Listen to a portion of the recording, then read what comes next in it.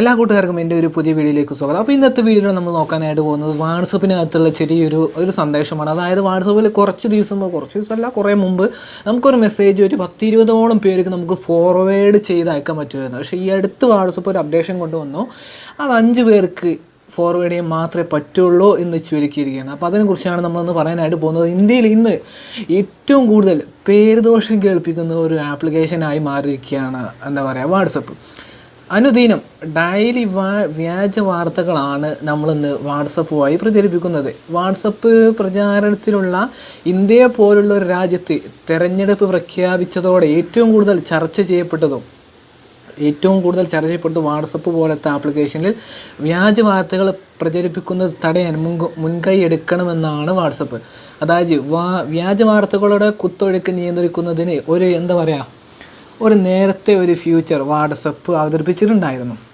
അതിന് വാട്സപ്പിൽ വരുന്ന ചിത്രങ്ങൾ, സന്ദേശങ്ങൾ ശരിക്കുമുള്ളതാണോ എന്ന് നമുക്ക് നോക്കാനായിട്ട് ഇന്ന് പരിശോധിക്കാനുള്ള സംവിധാനമായിരുന്നു വാട്സപ്പ് കൊണ്ടുവരുന്നത്.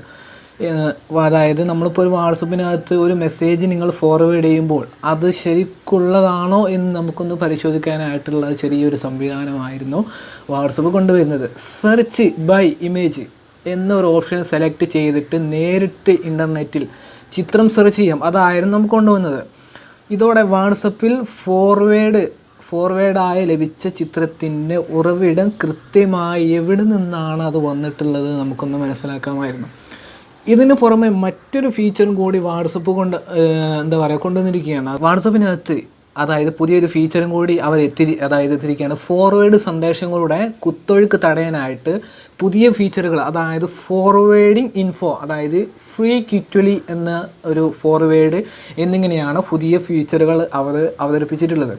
ഒരു സന്ദേശം എത്ര തവണ ആളുകൾക്ക് അത് ഷെയർ ചെയ്യപ്പെട്ടിട്ടുണ്ട് എന്ന് കണ്ടെത്തുന്നതിന് ഫ്രീ ക്വിക്ക്ലി എന്ന ഫോർവേഡ് ഫീച്ചർ ഒരു സന്ദേശം 4-ൽ കൂടുതൽ പേർക്ക് അയച്ചാൽ നമ്മൾ അവിടെ മാർക്ക് ചെയ്യപ്പെടും. അതാണ് ഇത് അവിടെ കാണിക്കുന്നത്. അതായത് ഇപ്പോൾ ഒരു മെസ്സേജ്, ഒരു ഫോട്ടോയോ അല്ലെങ്കിൽ ഒരു ഇമേജ് നിങ്ങൾ 4-ൽ കൂടുതൽ പേർക്ക് അത് അയച്ചാൽ അത് നിങ്ങൾക്ക് അവർ മാർക്ക് ചെയ്യപ്പെടും. ഇതാണ് വാട്സപ്പിനകത്തുള്ളത് പുതിയ ഫീച്ചറുകൾ. വാട്സപ്പിൻ്റെ ബീറ്റ ആൻഡ്രോയിഡിൻ്റെ 2.19.17.3 പതിപ്പിൽ മാത്രമാണ് ലഭ്യമായതെന്ന് വാട്സപ്പ് ബീറ്റ ഇൻഫോകോം അറിയിച്ചു. കൂടുതൽ ഫീച്ചറുകളെല്ലാം തന്നെ വികസിപ്പിച്ചു കൊണ്ടിരിക്കുകയാണെന്ന് വാട്സപ്പ് വ്യക്തമാക്കിയിട്ടുണ്ട്. അതാണ് നമ്മൾ ഇന്നത്തെ വീഡിയോയിൽ നമ്മൾ നോക്കാനായിട്ട് പോകുന്നത്. അപ്പോൾ ഇതിന് മെയിനായിട്ട് ഇതിൽ ഹൈലൈറ്റായിട്ട് നമുക്ക് പറയാനുള്ളത് ഫോർവേഡ് സന്ദേശങ്ങളുടെ കുത്തൊഴുക്ക് തടയാനാണ് പുതിയ ഫീച്ചറുമായി വാട്സപ്പ് എത്തിയിട്ടുള്ളത്.